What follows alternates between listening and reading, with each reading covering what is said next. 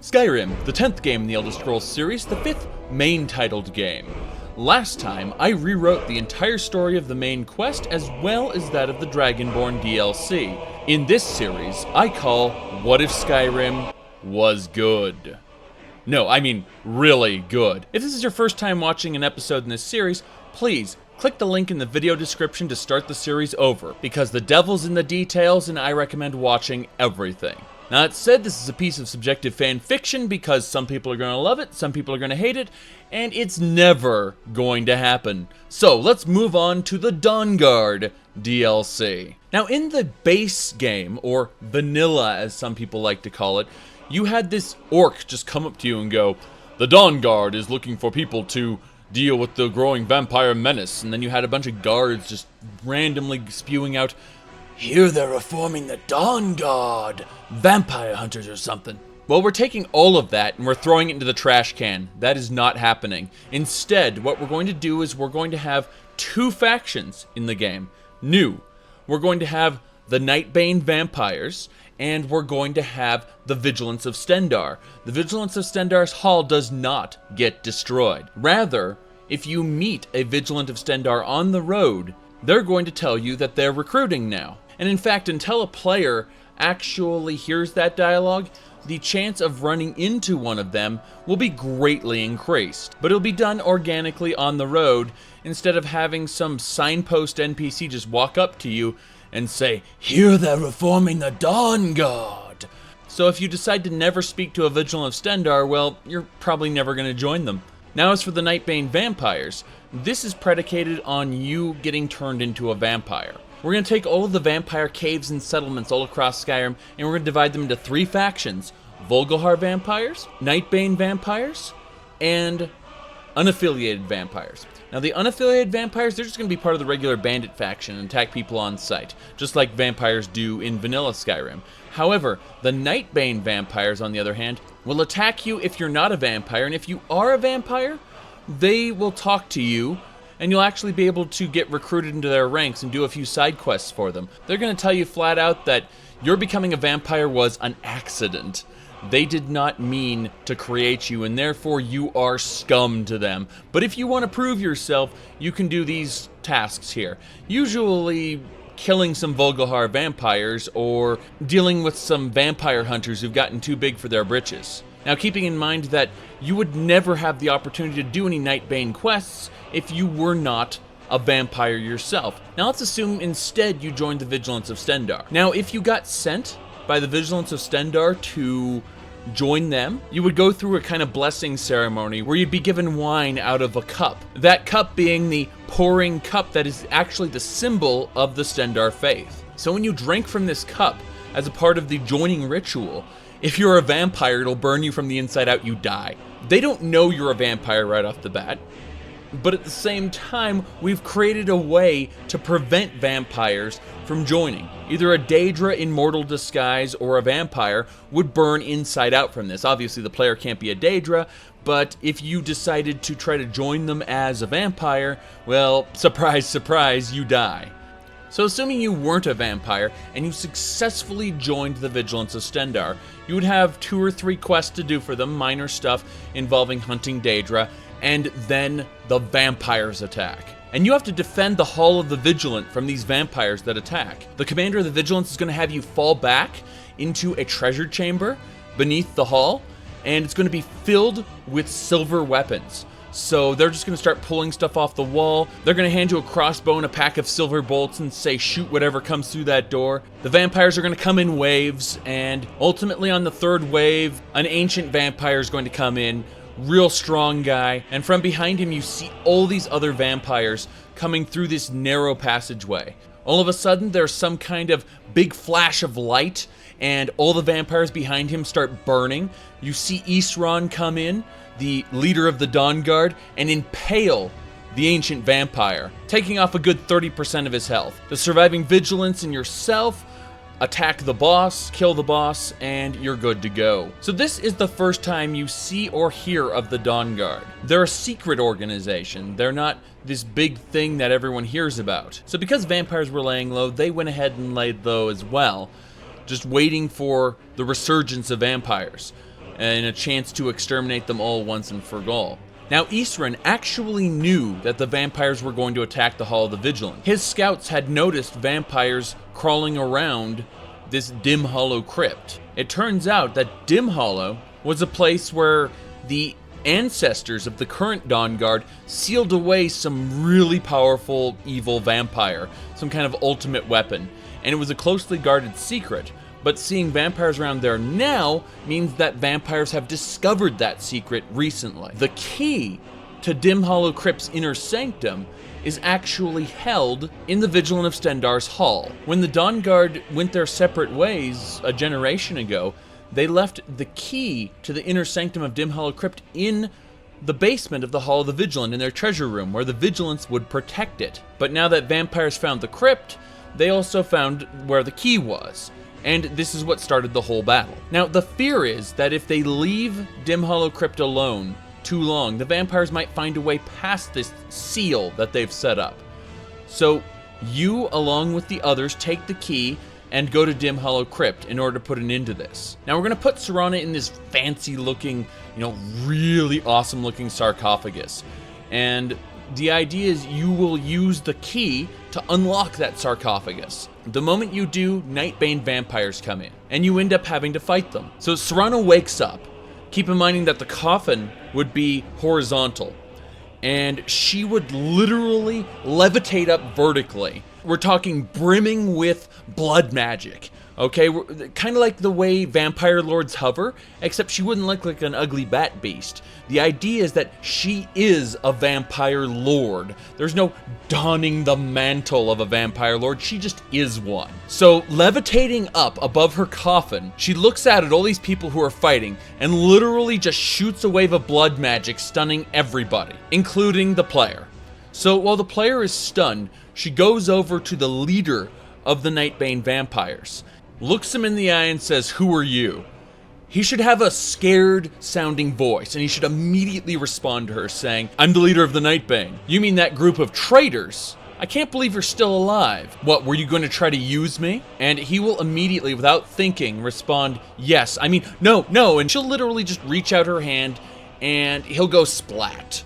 Okay, just blood magic explosion, bam, he's everywhere. Think the bloody mess perk from Fallout 3 or New Vegas. So he goes to pieces, and she'll turn around and go, "And the rest of you, vampire hunters, am I right? Well, come on then," and her stun effect will wear off, and she'll be a boss fight. She'll probably kill 2 or 3 of your Dawnguard soldiers right off the bat. Eventually you'll whittle her health down, and she'll say, "Very interesting, you all could be very useful to me. If you think you can stand against my father, Lord Harkon, come to Castle Volkihar. It's located to the northwest of Solitude, blah, blah, blah, blah." She'll turn to bats or mist or something and leave. And your course is clear.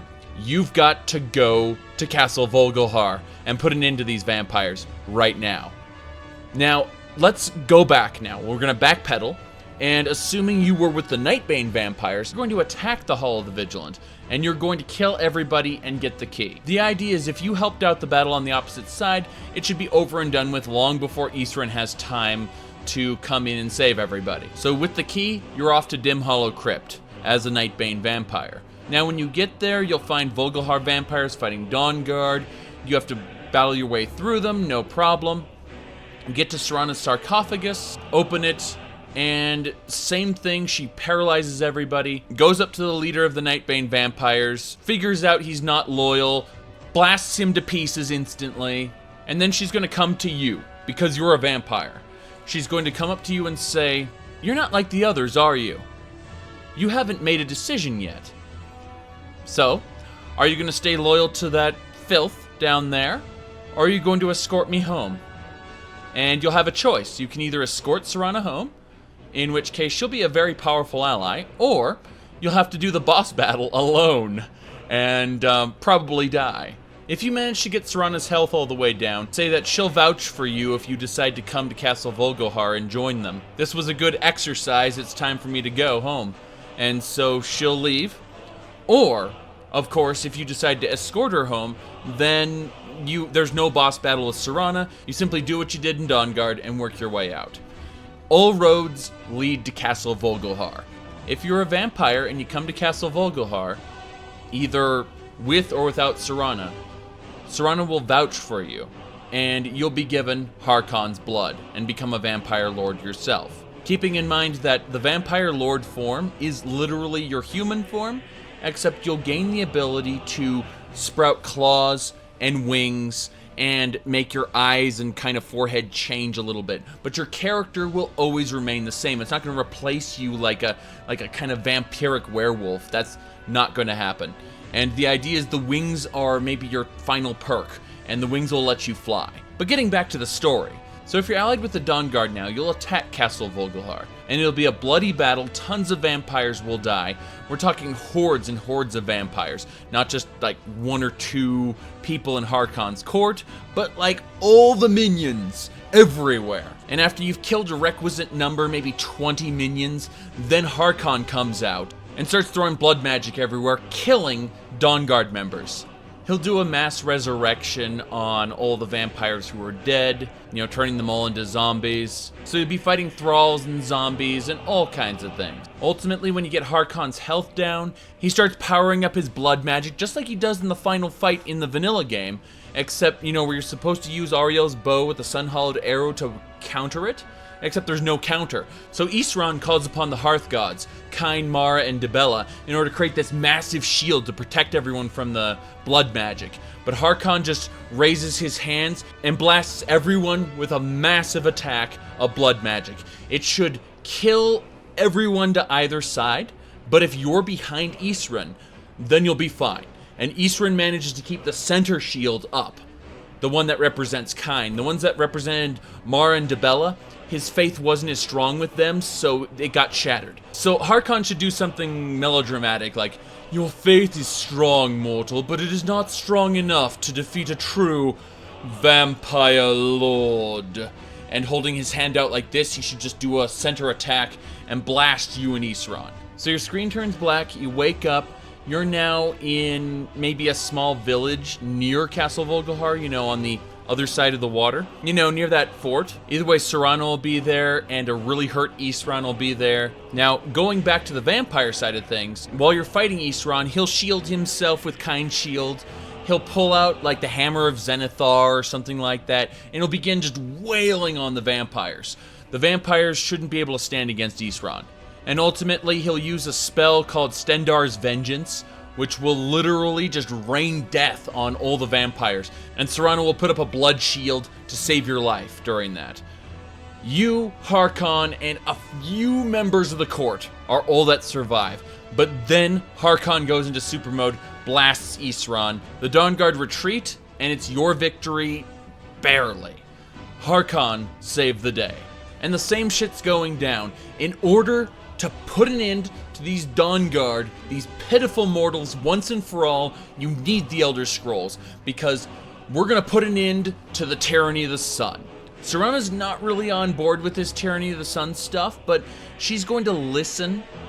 She's going to pretend to be on Harkon's side, and then when Harkon leaves, she's going to level with you, saying this stuff is crazy. We're going to collect those Elder Scrolls so that the Dawnguard can't get them, and then, I don't know, we're going to have to hide them or something. Now, going back to the Dawnguard's side, when Isran demands an explanation why a dirty vampire would save your lives, she'll explain everything. How her father's gone crazy, wants to block out the sun, how it's going to be the ruin of everybody, how he's probably going to destroy the entire world to get his goal, and how she can't tolerate it. Isran asks, how can I possibly trust a dirty vampire like yourself? And she, simply put, says, would I have saved your life if I intended to betray you? That's stupid. Come on, we're gonna defeat my father. You saw how powerful his blood magic is. I have the same blood magic. The next time we fight him, when we're ready, I will help you. She swears that to Isran. And then she says after Harkon is defeated, she will leave and never be seen again by him. So Isran returns to Fort Dawnguard and starts rebuilding the Order, because the Order was completely wiped out by Harkon. His first step will be to find that orc, the one who goes, the Dawnguard is looking for people to fight the vampire menace. Well, that old guy has retired and wasn't a part of that battle. He's living in one of the Orcish strongholds. So Isran goes to recruit him in order to go get more people to help fight the vampire menace, because see, now the Dawnguard are coming straight forward and coming up to people and going, we need your help to fight the vampire menace, because they were just wiped out entirely. So they need help desperately. The Vigilants of Stendarr offer what little assistance they can, but other than a few blessed weapons and basic arms, they really don't have the resources. Not in Skyrim, they're a small order. So one of the side quests you'll get is actually to recruit people for the Dawnguard, just like you got the ability in the main quest to recruit people for the Blades. So either supporting the vampires or supporting the Dawnguard, you go through the normal quest line. I think the quest line for Dawnguard was good. The only other thing I think needs work in the main quest line before we reach the end is that the Soul Cairn needs to have interiors. It needs to have everything it had in Elder Scrolls Legend Battlespire. That includes conversations with the Ideal Masters. You will be stripped of your flesh, and you will join us in a new, uncorporeal form.